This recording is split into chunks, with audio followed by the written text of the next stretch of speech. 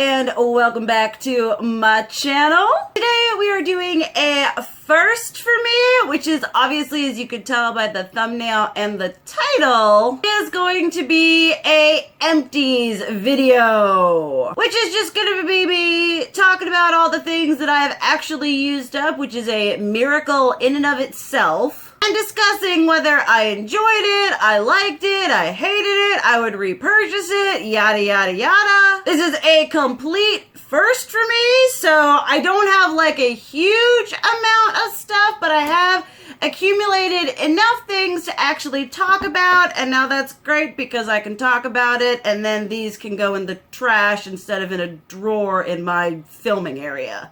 Oh, it's just so much fun being a beauty YouTuber. Alright, we're gonna start off firstly with something that you would have seen in a products I regret buying video. This is the Garnier Skin Active New Micellar. I love how I had to say new. It says new. It's not new anymore. Micellar cleansing water, all-in-one, removes makeup, cleanses, refreshes, no rinse, no harsh rubbing, all skin types, no oil, yeah. So my mom got me this a while ago and I hadn't used it, and then I ran out of my usual holy grail makeup wipes. And I said, you know what? I have this, let me use it. And yeah, it was not a fun experience. It was like, it kind of removed makeup, but in order for it to like remove the makeup, I'd have to use like a total crap ton of it. This was nowhere near enough to remove the eye situation going on. It kinda removed foundation and blush and face, whatever.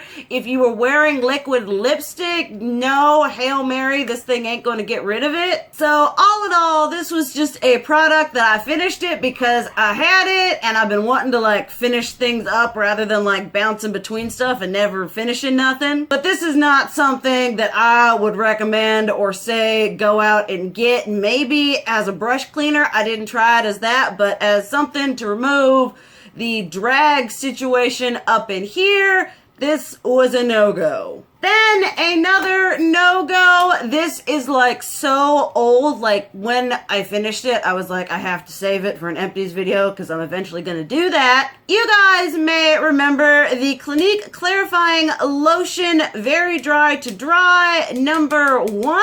This thing like kind of worked in conjunction with the lotion, whatever. But overall, using this for an extensive period of time did nothing for my dry skin. If anything, it started to make it worse. I was really disappointed because this is like super expensive. We all know I ain't going to be repurchasing this anyway because Clinique is not cruelty free, so we ain't going down that road again. But this was just, I mean, considering that like this plus the other thing was like 70 something dollars, and then to have it not work and if anything just kind of work worse, this was a big bust for me. I know it is a holy grail item for like a lot of people with dry skin, which is why I tried it in the first place, but for my Sahara Desert of a skin type, this was not any good for me. Okay, something that was good for me that I will also not be repurchasing, although I would repurchase this if it was cruelty free. This is the Bath & Body Works Mineral Body Polish plus Hyaluronic Acid. This is part of their like Waterworks collection, and this was something that I got to use as kind of well, not kind of, as an exfoliant for my face, and this did wonders for my dry skin. It sloughed it away, it got rid of the dry patches, my face felt plump and moisturized after using this. I actually have gone through 2 of these. The other one is in Tennessee. And I have since started using another scrub. We will see how that works. That one is cruelty free, but if you have dry skin and you like exfoliating and you don't care about the non-cruelty free, this thing, it's meant for your body, but you just take a little bit and you just exfoliate on that face and it turns out beautiful. I really loved this stuff so much. It was just so blinking good, but we are trying a different one, so we'll just have to see. Then I have this Johnson's baby shampoo, which I don't use for my hair. This is specifically what I use for cleaning my brushes. I have never tried any kind of I know the Cinema Secrets, whatever, that people always get at IMATS because it's less expensive. I know that is a huge holy grail for a lot of people. I've never tried that. I've never wanted to bite the bullet of buying a expensive brush cleaner when using this seems to work just fine for me. And the way that I use this is I have a little egg with shapes and grooves and crap on it, and I'll wet the egg and I'll put a little bit of this on it, and then we'll just go around like this, rinse it, go around a little bit more, and it's working fine. This is how I've been cleaning my brushes for as long as I could remember, and this is a lot less expensive and works for me. And if you guys do have a die-hard brush cleaner, let me know, because also I'm a little bit anal when it comes to cleaning my brushes. I clean my brushes after every single use most of the time. Sometimes,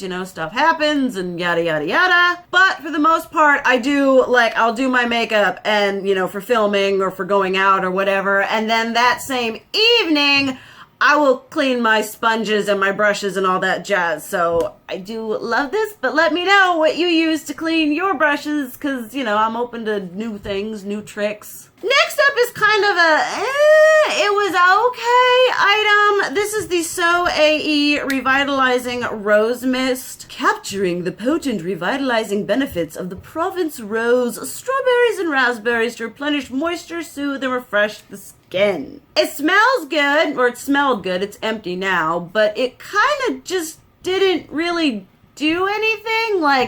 I would use it kind of not as a setting spray, but let's see if it can add maybe some, some healthy dewiness to my face. It didn't really do that. It was okay, after taking off my makeup, there wasn't really, I could have been spritzing water on my face for all I know, scented water, which honestly, for so many of these, that's what it is. But this was just kind of okay. I am currently using the cucumber one, and that one is a lot better, but this one was just, like I said, it smelled nice, but it really didn't do anything for my complexion in the long run. We might as well get these out of the way.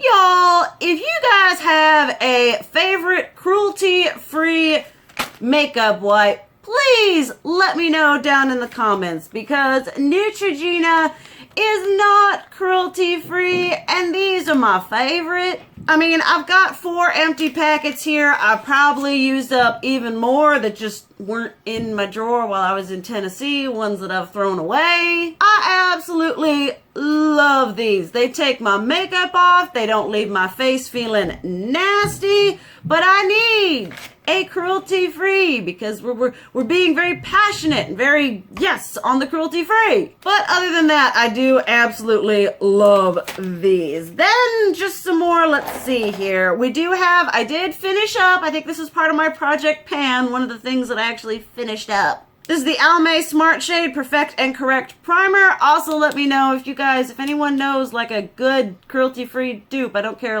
how expensive it is, because I love this and it's not cruelty-free. I'm currently working on going through all of my ones of this and getting it out of my collection, which hurts so bad because this is such a great primer for dry skin. But it's not cruelty-free. So yeah, but I did absolutely love it. Obviously it's empty and now it's done. Then some foundations. Well, they're mostly finished, and then they started, this one here specifically is mostly finished, and then it started going off on me. Just wasn't performing how I know it performs. This is the Wet n Wild Photo Focus Foundation in Soft Ivory. You guys know I love this foundation. It is great for dry skin if you want a matte finish that isn't gonna completely destroy your complexion. And then the L'Oreal Paris Visible Lift Serum Absolute Foundation, which y'all know I also just absolutely love. But it is not cruelty-free. If you have dry skin, I highly, highly recommend this foundation. It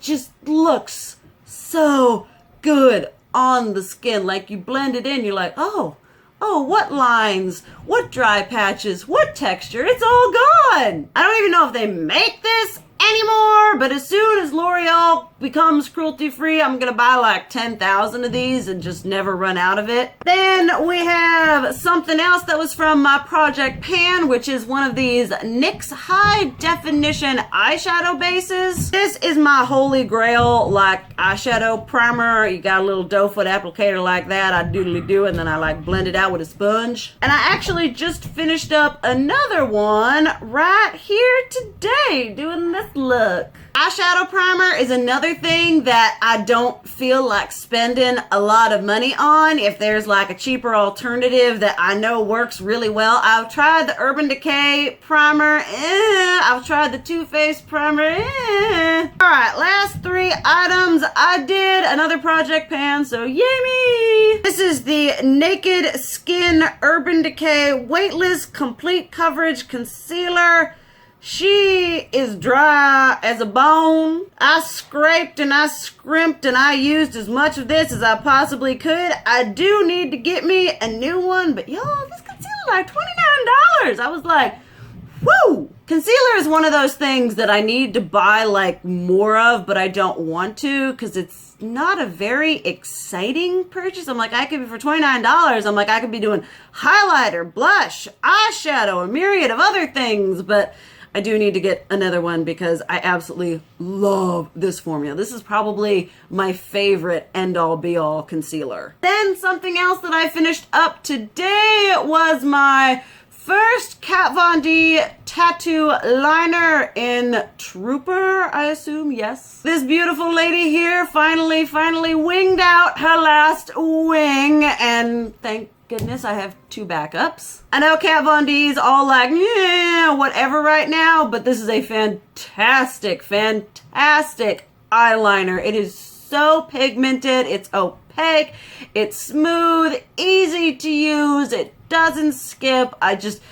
remember for the longest time, I was like, I ain't spending no $20 on no blinking eyeliner, and then I bought it and my life was changed forever. Highly recommend this, though I think the Tarte Man-Eater eyeliner might be a new favorite. We'll have to wait and see and then do the comparison. Then, last but not least, I finally got through one of my liquid illuminators. This is the NYX Born to Glow Liquid Illuminator in Sunbeam. I have been consistently mixing this in with my foundations, especially some of my more like thicker ones like the Too Faced Born This Way, the Milani Conceal and Perfect. Foundation's kind of just of that thicker consistency. This helps thin it out and kind of give it a more radiant finish. I did absolutely love this one. It played well with every foundation that I mixed it into, and I would highly recommend it. And I would honestly probably, after I go through, not right now, I'm not going to buy another one right now. After I go through, finish a couple more liquid illuminators that I got, I'll probably repurchase this one and maybe in a different color just to see. So yeah, that was my first ever Empties. I have no idea if this is an interesting or exciting video for you guys. Definitely let me know down in the comments below what you thought about the products I talked about. Let me know something that you're working on finishing or you have finished. And also recommendations on any of the things I talked about, because I need some of these things in my life, but I can't have them specifically. But thank you guys so much for watching. I love you, and as always, keep it real.